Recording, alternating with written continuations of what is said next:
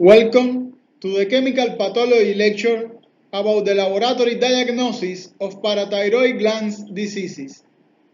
Today we are going to study the following topics: history and introduction to parathyroid glands, clinical chemistry of calcium and phosphate, the role of parathormone or PTH, vitamin D and calcitonin in calcium and phosphate homeostasis, hyperparathyroidism and hypoparathyroidism, and the parathyroid hormone-related peptide. The objective of this lecture is to describe the laboratory diagnosis of the parathyroid gland diseases.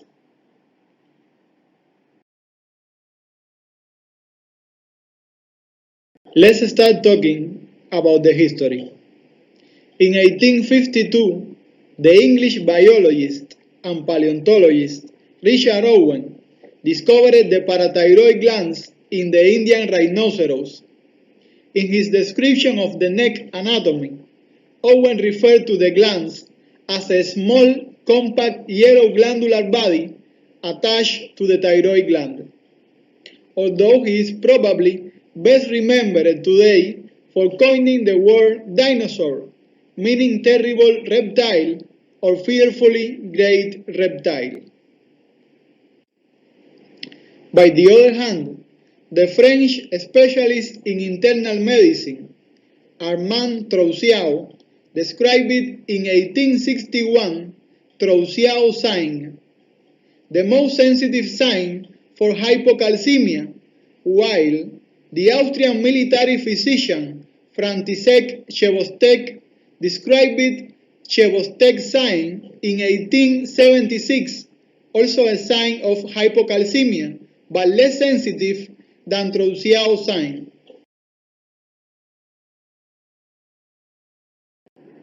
But was Ivar Victor Sandström, a Swedish medical student who discovered in 1880 the parathyroid glands in humans, as well as in other animals such as dogs, cats, horses, among others.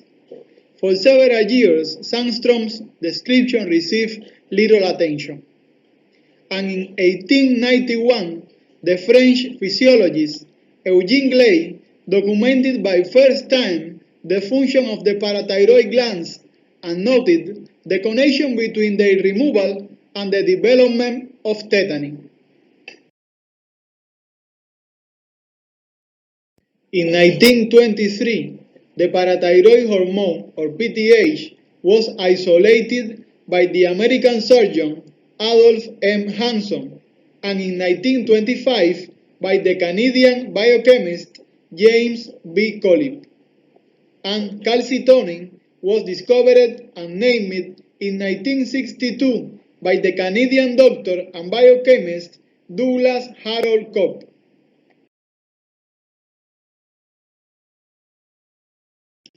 In 1977, the French neuroscientist, nationalized American, Roger Guillemin, the Polish endocrinologist, also naturalized American, Andrew Scully, and the American medical physicist, Rosalind Sussman Yalow, won the Nobel Prize in Medicine for the development of immunoassays capable of measuring various substances in the serum, including the parathyroid hormone, or PTH.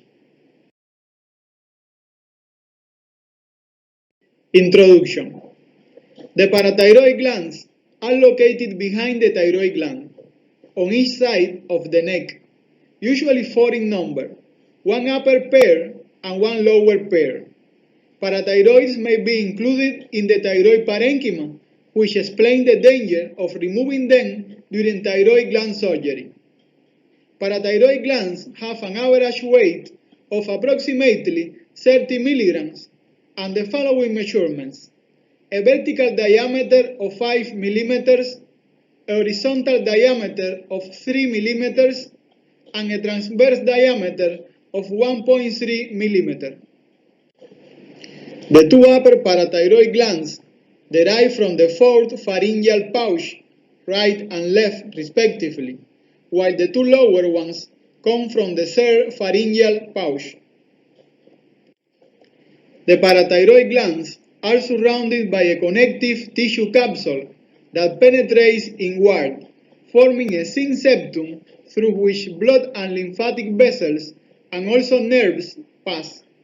The parenchyma is basically made up of chief cells and oxyphil cells, and it is known that the chief cells are the truly active cells that synthesize the parathormone or PTH, and oxyphil cells are acidophil cells whose function is unknown. Clinical chemistry of calcium.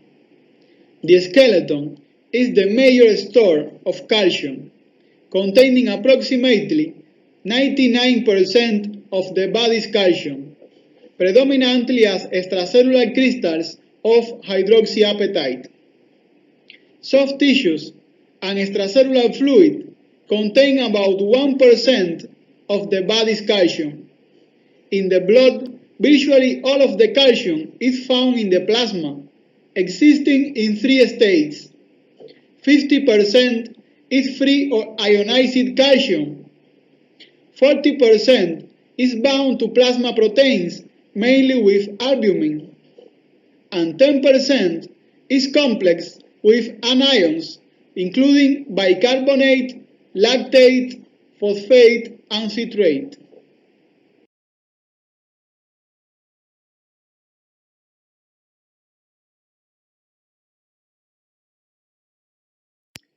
Total calcium adjusted or corrected for albumin. It is known that hypoalbuminemia is the most common cause of apparent hypocalcemia. In other words, hypoalbuminemia produces an apparent decrease in total calcium concentration without changes in the free or ionized calcium fraction.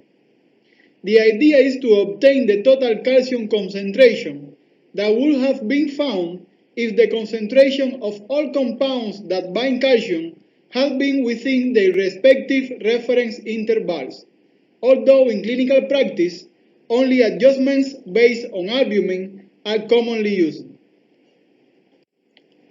It is important to note that in patients with hypoalbuminemia, laboratory methods provide a concentration of total calcium lower than the real one, and to be able to perform the adjustment or correction of total calcium levels, we need to apply the following formulas.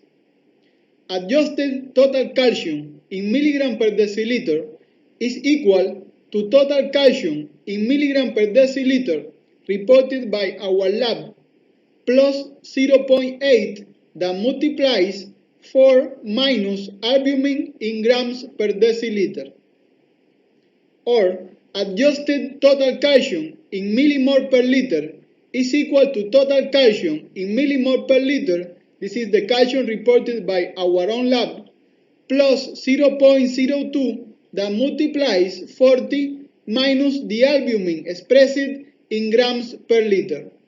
It is also important to note that 4 and 40 refers to the mean of albumin.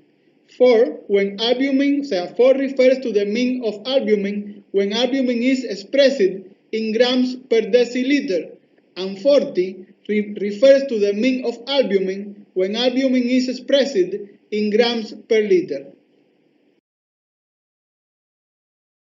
It is also useful to know that in patients with hypoalbuminemia, for each 1 gram per liter that albumin decrease, we must increase total calcium levels in 0.02 millimole per liter to estimate the adjusted total calcium. Or, for each 1 gram per deciliter that albumin decrease, we must increase the total calcium in 0.8 milligram per deciliter. Remember also that common clinical conditions associated with low serum albumin include liver disease, nephrotic syndrome, malignancy, and malnutrition. The free or ionized calcium is the biologically active form, and its concentration in plasma is regulated by PTH or parathormone, and also by the 1,25 dihydroxyvitamin D, that is the fully active form of vitamin D. Calcium binds to negatively charged sites on proteins, and its binding is pH dependent. For example, in alkalosis, there is a decrease in hydrogen ions, and the pH increases. Then proteins, acting as buffers and trying to compensate, release hydrogen ions. In fact, ammonia is deprotonated, resulting in the anionic form of the molecule. Then increases calcium binding to proteins, resulting in a decrease in the free calcium. By the other hand, in acidosis, there is an increase in hydrogen ions, and the pH decreases. Then proteins, acting as buffers, bind with hydrogen ions, trying to compensate, and protein gets a global positive charge. Then decreases calcium binding to proteins, resulting in an increase in the free calcium. In fact, for each 0.1 change in the pH, there will be approximately an inverse change in the serum free calcium of 0.05 millimole per liter. In relation with calcium functions, it is important to note that calcium plays an important role in muscle contraction, bone mineralization, blood coagulation, and also stabilizes plasma membranes and influences permeability and excitability. It is important to note that a decrease in the plasma free calcium causes increased neuromuscular excitability and can lead to tetany, while an increased concentration reduces neuromuscular excitability. By the other hand, calcium daily requirements for adults are 0.9 grams per day, and for children and during pregnancy, 2.5 grams per day, and it is mainly present in the milk. Calcium is absorbed in the small intestine under the stimulation of the active form of vitamin D, or 1,25 dihydroxyvitamin D3. Gastric acidity facilitates its absorption, while fats decrease its absorption. Some amount of calcium is excreted by the feces and also through the urine. The most common causes of hypocalcemia are chronic renal failure, hypoparathyroidism, and hypomagnesemia. Chronic renal failure occurs with a reduced renal synthesis of 1,25 dihydroxyvitamin D, and hypoalbuminemia may be also present. Magnesium deficiency impairs PTH secretion by inhibiting the fusion of intracellular vesicles containing PTH with the cell membrane of the sheath cells. The reference value for total magnesium is between 0.7 and 0.95 millimole per liter, or between 1.7 and 2.3 milligram per deciliter, and the reference value for ionized magnesium is between 0.4 and 0.6 millimole per liter, or between 1 and 1.5 milligram per deciliter. And hypercalcemia is usually due to hyperparathyroidism. Blood sample for calcium measurement is collected in a plain tube, because tubes with anticoagulants such as EDTA, citrate, and oxalate interfere with its determination.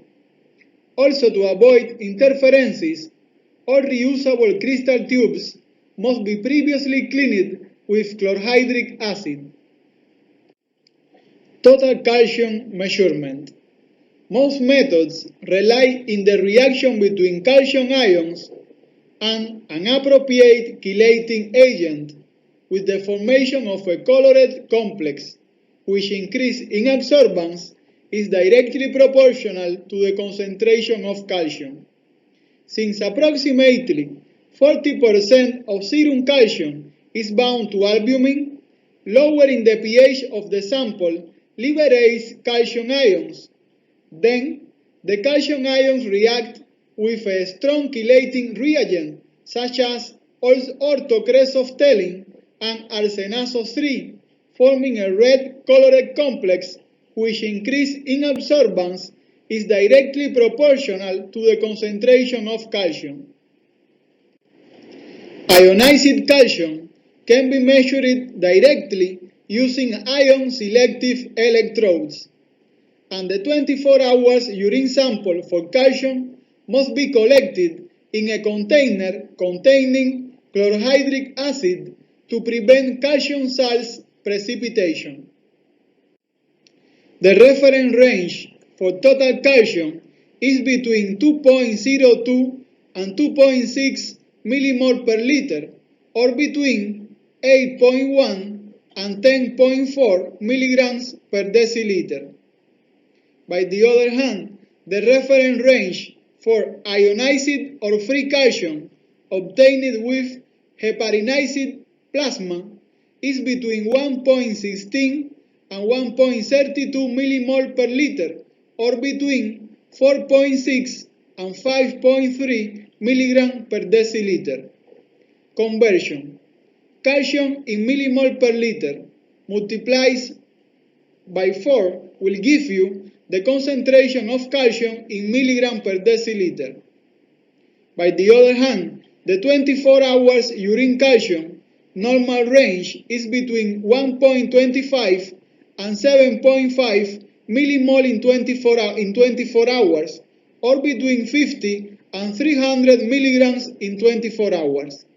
Conversion: calcium in millimole in 24 hours that multiplies 40 will give you the calcium in milligrams in 24 hours. Clinical chemistry of phosphate.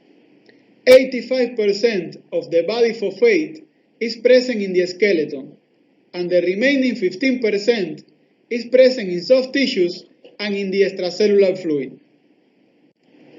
Phosphate is present as inorganic and also as organic phosphate, such as in glucose 6-phosphate, nucleic acids, phosphoproteins, and so on. Most phosphates in serum are inorganic phosphates, and by the other hand, the organic phosphates are mainly intracellular. Then the organic phosphate is located mainly within the cells, while inorganic phosphate is more abundant in the plasma and exists as both monovalent and divalent phosphate anions. And it is important to know also that laboratory methods only measures the inorganic phosphate. 55% of the phosphate in serum is in free or ionized form. 35% is complex with ions such as sodium, calcium, and magnesium, and the remainder 10% is protein bound, mainly with albumin. Inorganic phosphate is the major component of hydroxyapatite in bone, providing phosphate for the extracellular and intracellular pool. Then, phosphate is stored in bone, combining with calcium as hydroxyapatite crystals. In relation with phosphate functions, it is necessary to know that ATP and creatine phosphate are involved in energy-intensive physiologic functions such as muscle contractility, neurologic function, and electrolyte transport. Phosphate is also an essential element of cyclic nucleotides such as cyclic AMP and cofactors such as nicotinamide adenine dinucleotide phosphate. Phosphate is also very important for the activity of several enzymes such as adenylyl cyclase and the 25-hydroxyvitamin D 1-alpha hydroxylase.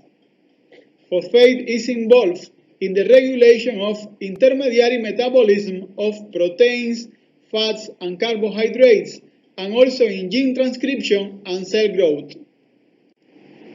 The daily requirements are for adults 1 gram per day, and for children and pregnant women 3 grams per day, and phosphate is present mainly in milk, eggs, and meat.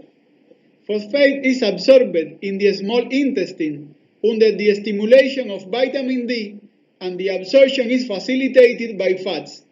Some amount of phosphate is excreted by the feces and also through the urine. It is important to know that chronic kidney disease results in a significant increase in serum phosphate. In fact, the most common cause of hyperphosphatemia is the inability of the kidneys to excrete phosphate. For example, in acute kidney injury and in chronic kidney disease, the decrease in glomerular filtration rate reduces the renal excretion of phosphate, resulting in hyperphosphatemia. A rapid increase in plasma phosphate may be associated with hypocalcemia, and therefore symptoms and signs may include tetany, seizures, and hypotension. By the other hand, a decreased intestinal phosphate absorption, for example, in patients taking aluminum or magnesium-containing antacids, may develop hypophosphatemia because these antacids bind with phosphate in the intestine, rendering it non-absorbable. Also, primary hyperparathyroidism increases phosphate excretion by the urine and results in hypophosphatemia. If hypophosphatemia is chronic, impaired mineralization of the bones produces rickets in children and osteomalacia in adults. It is necessary to note that rickets is a disease of childhood due to a deficiency of vitamin D, which implies a deficit in the intestinal absorption of calcium and phosphate, which causes bone deformities due to an inadequate mineralization of the bones. When this occurs in the adult, it is known as osteomalacia. The reference range for vitamin D is normal between 30 and 50 nanograms per ml, or between 75 and 125 nanomole per liter. We talk about insufficiency with vitamin D values between 20 and 30 nanograms per ml, or between 50 and 75 nanomole per liter. And we talk about deficiency with values of vitamin D under 20 nanograms per ml, or less than 50 nanomole per liter. Conversion: vitamin D values in nanograms per ml multiplied by 2.5 will give you the values of vitamin D in nanomole per liter. The most commonly used methods to measure total serum inorganic phosphate is the daily Ehrtingshausen or ultraviolet method, in which ammonium molybdate reacts with the inorganic phosphate to form the colorless ammonium phosphomolybdate complex, which increase in absorbance can be read by the spectrophotometer at a wavelength of 340 nanometers within the ultraviolet region, and an acidic pH is necessary for the formation of the complex. In alkaline conditions, the colorless ammonium phosphomolybdate complex can be reduced, giving origin to a blue-colored product which increase in absorbance can be determined at a wavelength between 600 to 700 nanometers. This is the Fisk-Subarow method. Most methods use the direct measurement of absorbance at 340 nanometers because of its speed and the fact that it involves only one step without the reduction step. The reference range for serum phosphate is between 0.8 and 1.5 millimole per liter, or between 2.5 and 4.5 milligram per deciliter. Conversion: phosphate in millimole per liter multiplied by 3.1 will give you the phosphate in milligram per deciliter. Serum and heparinized plasma are the preferred specimens because anticoagulants such as EDTA, citrate, and oxalate interfere with phosphate measurement. Also, glassware must be properly cleaned and rinsed because phosphate is a common component of many detergents.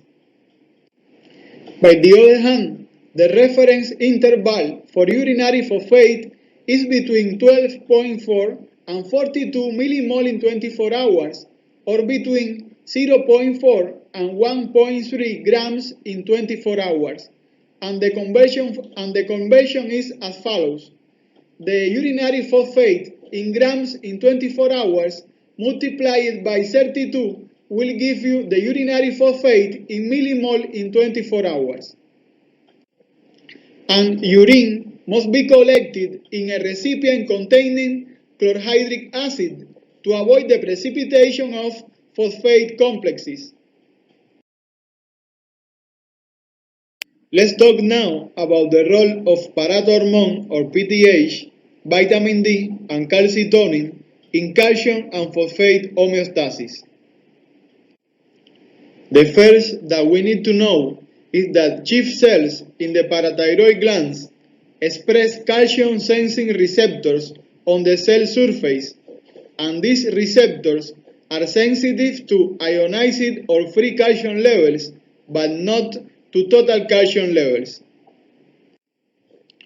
Calcium sensing receptors are serpentine receptors coupled with the protein GS from stimulatory G protein, and when ionized calcium levels are low, the protein GS activates adenylyl cyclase that converts ATP into cyclic AMP. And cyclic AMP activates protein kinase A that phosphorylates transcriptional factors, including the transcription of genes in the short arm of the chromosome 11, leading to the formation of the messenger RNA that codifies for the parathormone or PTH. PTH messenger RNA travels into the cytoplasm, where it is translated by the ribosomes, leading to the formation of the pre-pro PTH of 115 amino acids that, after a post-translational processing in the rough endoplasmic reticulum, lose 25 amino acids and give origin to the pro-PTH of 90 amino acids that travels to the Golgi apparatus, and finally, after some processing, appears the mature PTH of 84 amino acids that is packaged inside vesicles that fuses with the cell membrane, releasing PTH into the blood in response to low ionized calcium levels. PTH has a half-life of 4 to 5 minutes and a normal range between 6 and 30 picograms per ml. PTH in the blood is not bound to any transporter, traveling free. By the other hand, when ionized calcium levels are high, calcium sensing receptors coupled with the protein GQ activates phospholipase C that hydrolyzes phosphatidylinositol 4,5-biphosphate and diacylglycerol and inositol 3-phosphate that act as intracellular messengers and induce the release of calcium from the smooth endoplasmic reticulum.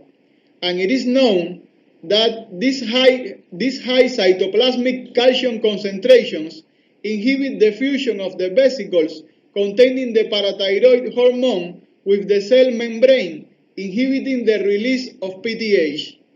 It is important to know also that hypomagnesemia also inhibit PTH secretion.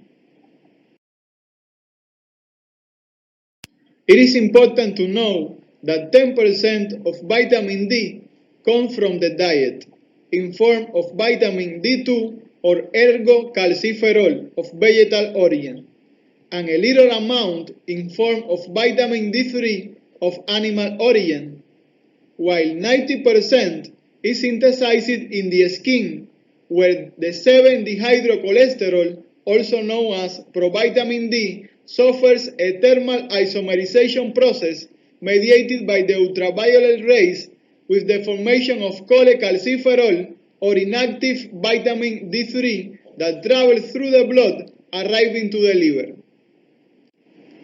In the liver hepatocytes takes place the 25-hydroxylation of cholecalciferol, catalyzed by the enzyme 25-hydroxylase present in the endoplasmic reticulum, with the formation of 25-hydroxycholecalciferol, also known as calcidiol, that enters into the circulation and arrives to the kidneys, where within the proximal renal tubular cells is hydroxylated in carbon number 1 by the enzyme 1-alpha hydroxylase located in mitochondria, with the formation of the 1,25 dehydroxyvitamin D3, also known as calcitriol, that is the active form of vitamin D3.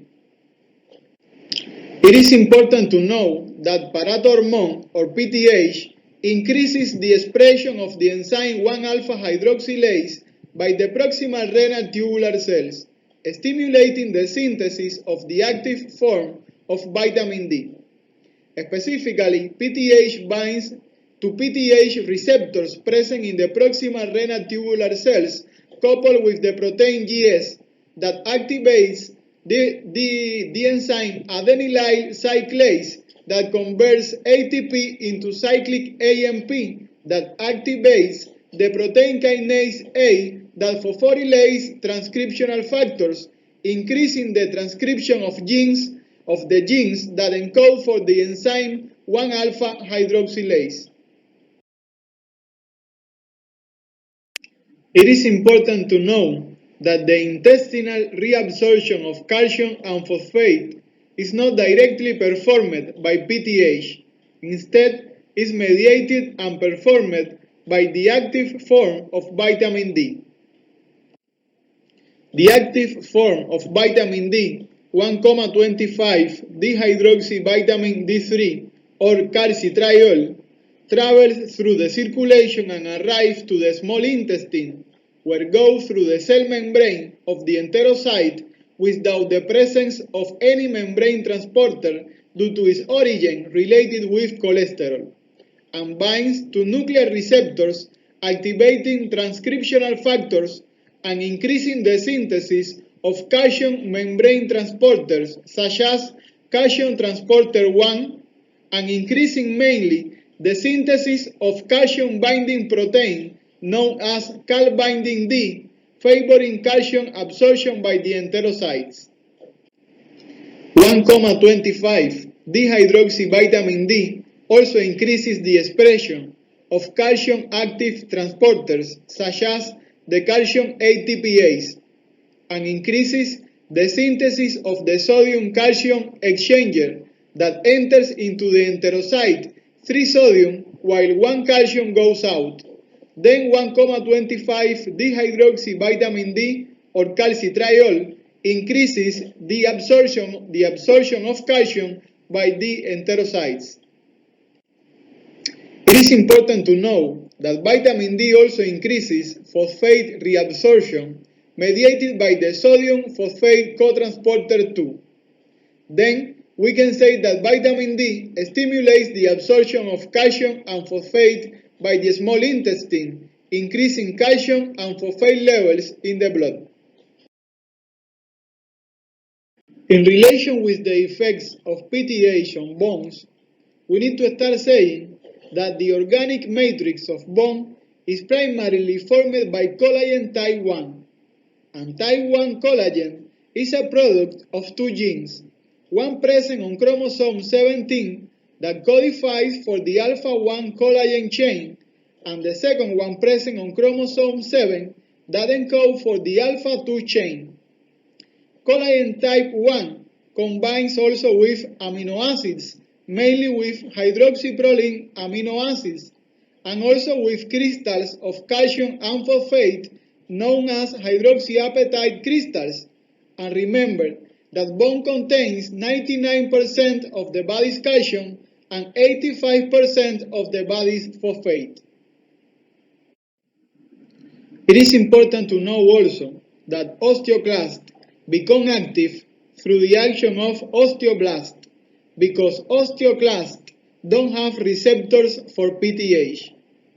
Then PTH present in the blood goes out and binds with PTH receptors in the cell membrane of osteoblasts.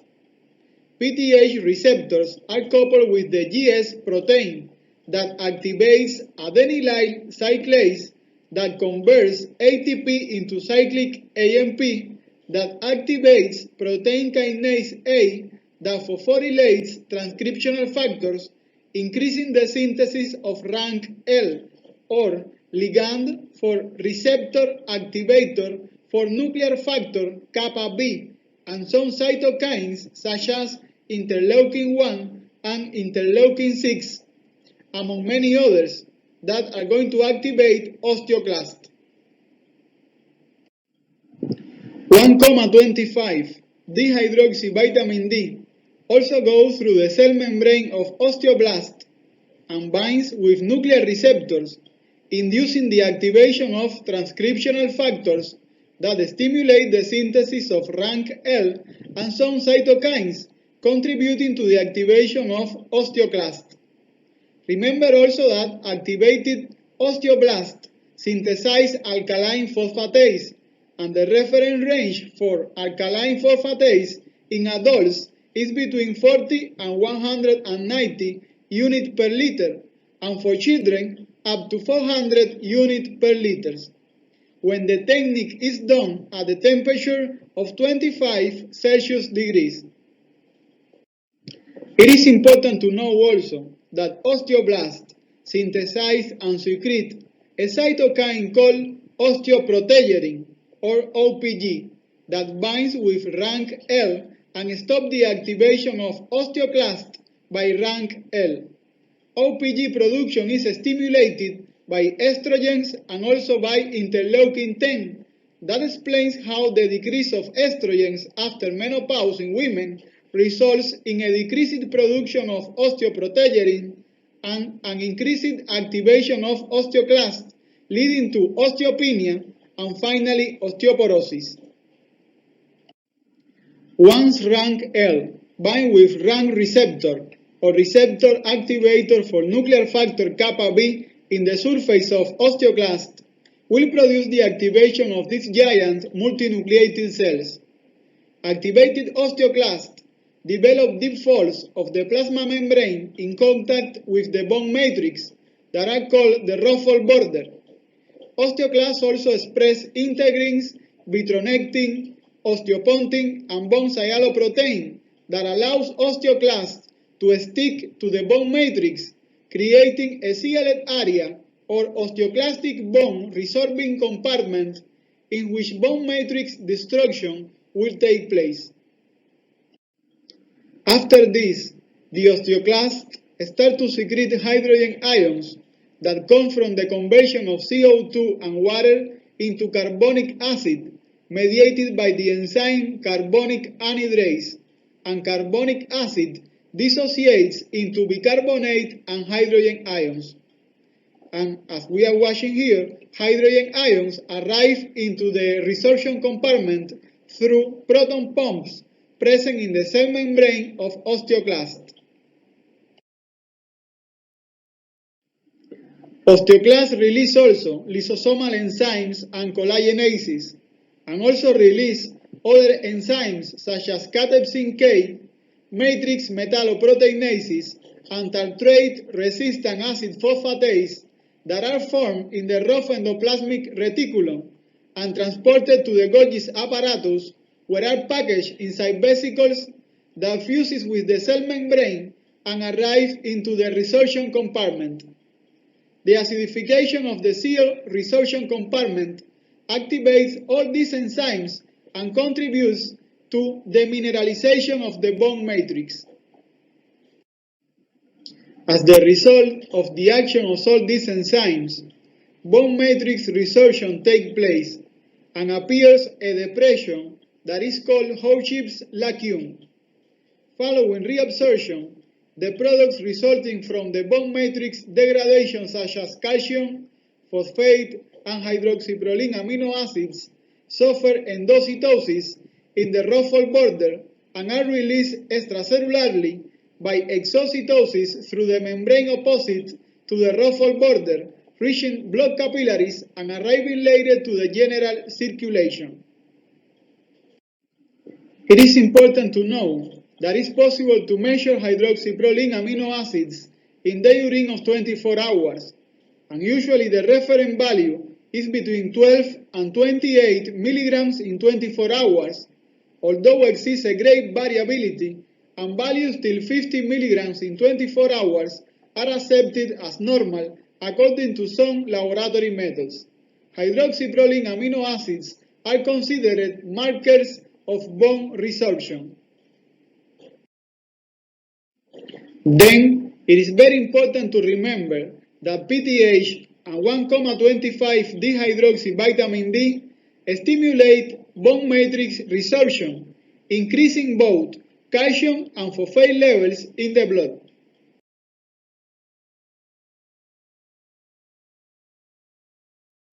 PTH acts also in the proximal renal tubular cells, where binds with its receptor coupled with the GS protein that activates adenylyl cyclase that converts ATP into cyclic AMP that activates protein kinase A that phosphorylates and activates transcriptional repressors that inhibit the expression of the sodium phosphate cotransporter, stopping phosphate reabsorption by the renal proximal tubular cells.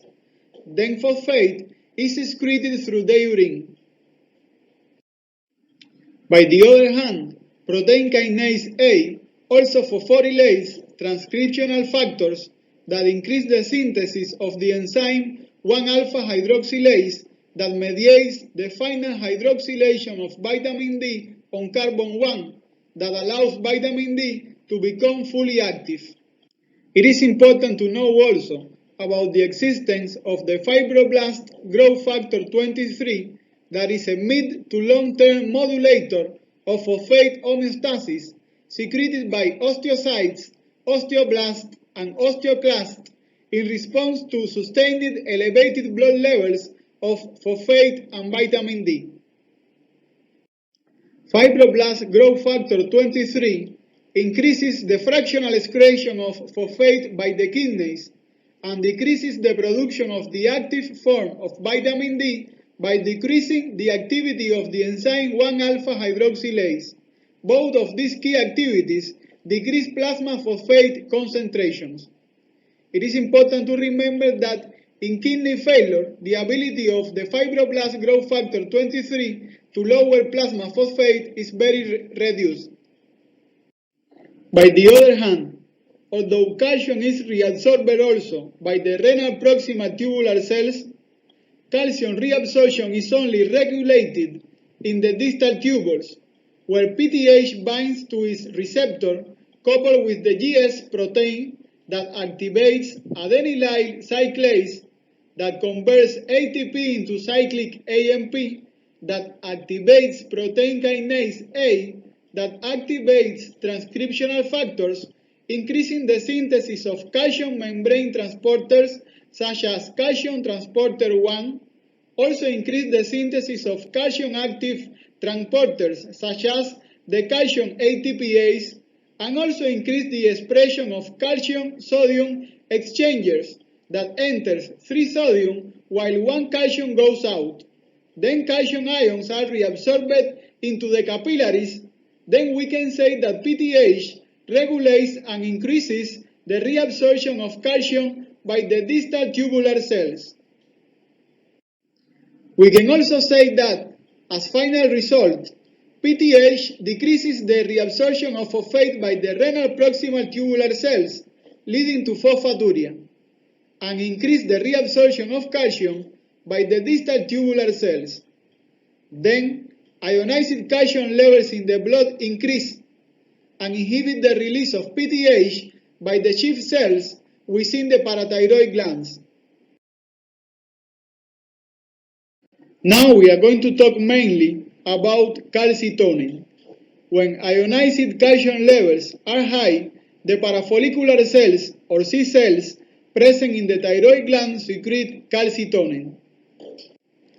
The gene that encodes for calcitonin is located in the short arm of chromosome 11, and initially calcitonin is synthesized as the precursor pre-procalcitonin of 141 amino acids that after a proteolytic cleavage gives origin to procalcitonin of 116 amino acids that after passing through the Golgi's apparatus and by the action of the enzyme peptidyl glycine amidating monooxidase give origin to the mature and active single-chain peptide calcitonin of 32 amino acids, a half-life of about 5 to 10 minutes and a reference range of less than 10 picograms per ml.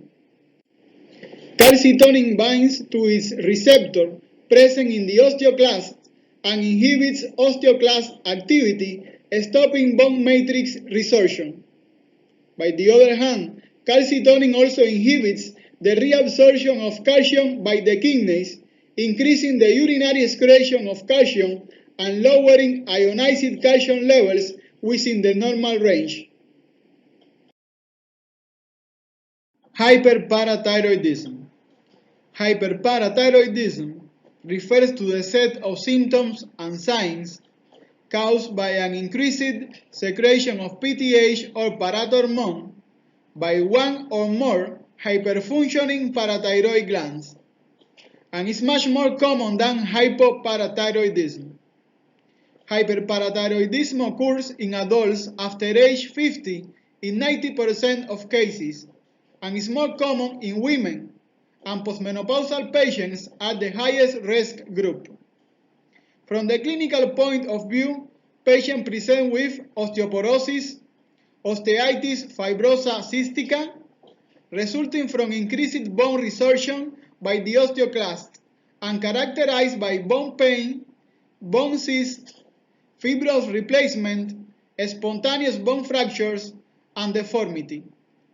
Due to calcium deposits in the kidneys, patients can present with nephrocalcinosis and nephrolithiasis, and neuromuscular abnormalities include weakness and fatigue. Classification. Hyperparathyroidism may be primary, secondary, or tertiary. Primary hyperparathyroidism is due to a high PTH secretion from a single parathyroid adenoma, as occurs in 90% of cases. It is necessary to note that multiple adenomas are rare, 4%. It may also be due to a nodular hyperplasia, as occurs in 5 to 10% of cases, or as consequence of parathyroid cancer, as occurs in 1% of patients. In other words, in primary hyperparathyroidism, there is an autonomous secretion of PTH, usually by a single parathyroid adenoma.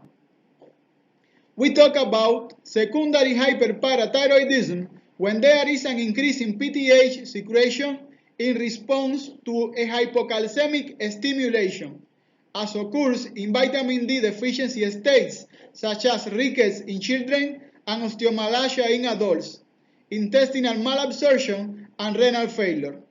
Also, secondary hyperparathyroidism is associated with hyperplasia of all parathyroid tissue. In other words, in secondary hyperparathyroidism, there is an increased PTH secretion to compensate a prolonged hypocalcemia.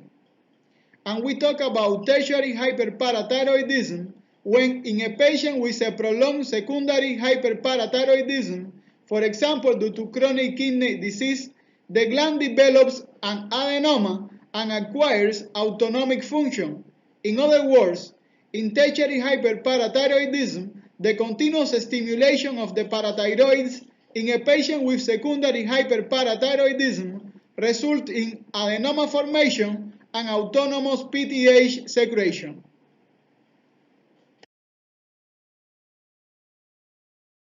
We are going to talk now about the laboratory diagnosis of hyperparathyroidism. It is important to keep in mind that in primary and tertiary hyperparathyroidism, there is an excessive production of PTH, and that PTH indirectly stimulates through the active form of vitamin D the reabsorption of calcium and phosphate at the level of the small intestine, increasing blood calcium and phosphate concentrations.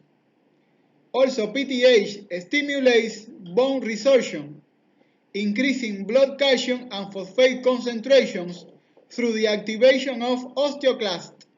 But remember that the activation of osteoclasts is mediated by the previous activation of osteoblasts, that are the cells that have receptors on their cell membrane for PTH.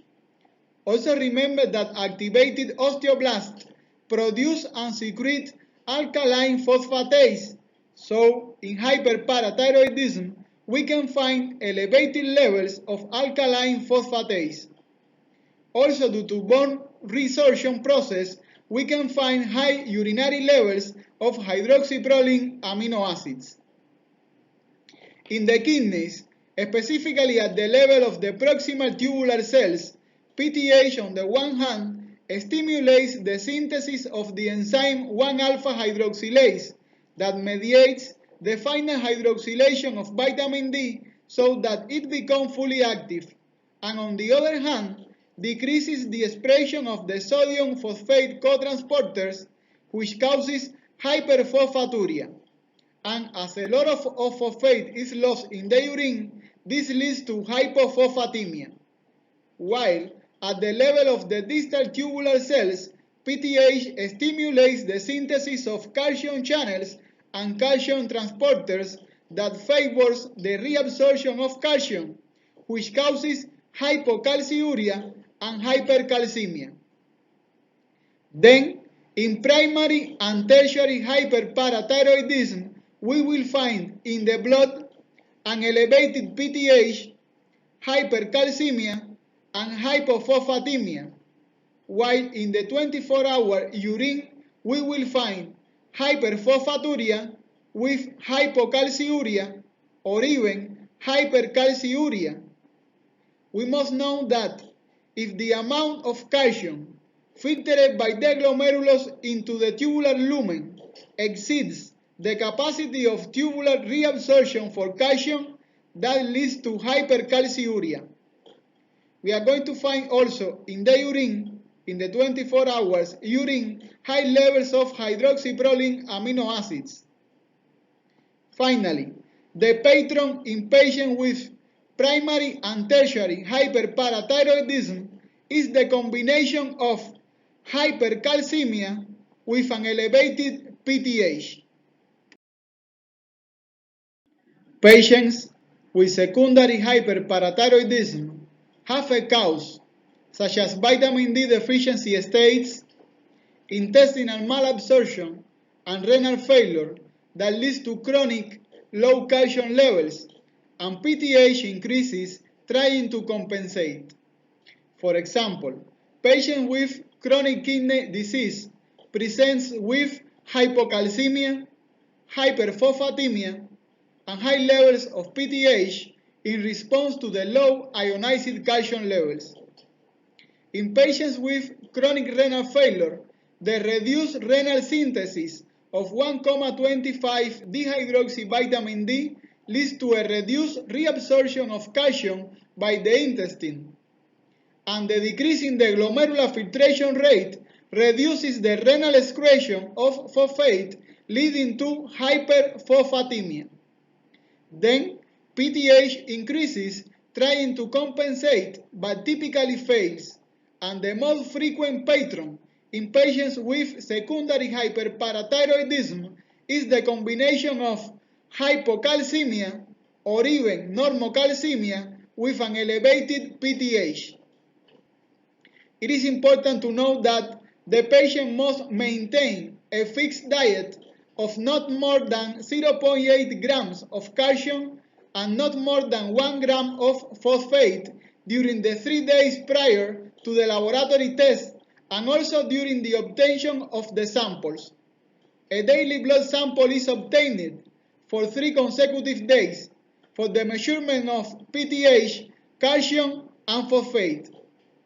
For urinary calcium and phosphate determinations, the 24-hour urine is generally used, although this determination can also be made using the first morning urine sample, single sample, in laboratories well trained in this procedure. Hypoparathyroidism. Hypoparathyroidism refers to the set of symptoms and signs caused by a decrease in the secretion of parathormone, or PTH, which mainly causes hypocalcemia, hyperphosphatemia, and neuromuscular hyperactivity. Clinically, hypoparathyroidism is characterized by poor dental development, delayed teeth outlet, and an increased risk of tooth decay. On the other hand, hypocalcemia presents with muscular hyperactivity translated into muscle cramps, carpopedal spasm, or involuntary spasmodic contraction of the muscles of the hands, feet, and especially the wrists and ankles due to low ionized calcium levels, and can even lead to tetany with bilateral and symmetric spasmodic contraction of the upper and lower limbs due to the severe hypocalcemia. Low calcium levels are also related with the presence of heart blocks. The classic findings on physical examination are Chebostek sign and Troussiau sign. Chebostek sign is elicited in subclinical disease by tapping along the course of the facial nerve, which induces contraction of the muscles of the eyes, mouth, or nose. By the other hand, Troussiau sign refers to carpal spasm produced by occlusion of the circulation to the forearm and hand with a blood pressure cuff for several minutes, specifically by placing a blood pressure cuff on the patient's arm and inflating to 20 millimeters of mercury above systolic blood pressure for 3 minutes. The causes of hypoparathyroidism are mainly surgical, since the removal of the parathyroid glands is frequent during thyroidectomy or even after oncological surgery of the anterior side of the neck. Other causes are called functionals. In this case, hypoparathyroidism occurs in patients with hypomagnesemia, mainly due to intestinal malabsorption and alcoholism, since magnesium is required for the release of PTH. Neonatal hypoparathyroidism has also been described, which occurs in newborns whose mothers have hyperparathyroidism. In this case, the high levels of ionized calcium due to maternal hyperparathyroidism inhibit the production of PTH by the chief cells in parathyroid glands of the newborn. Hypoparathyroidism due to congenital absence of parathyroids has been described also, and even the destruction of parathyroid glands as part of some autoimmune diseases. In addition, there are several genetic causes of hypoparathyroidism. Laboratory diagnosis of hypoparathyroidism. It is important to remember that in hypoparathyroidism, there is a deficit of PTH. Then, PTH cannot stimulate the last step in the synthesis of the active form of vitamin D by the proximal renal tubular cells. Then, the reabsorption of calcium and phosphate at the level of the small intestine mediated by vitamin D stops.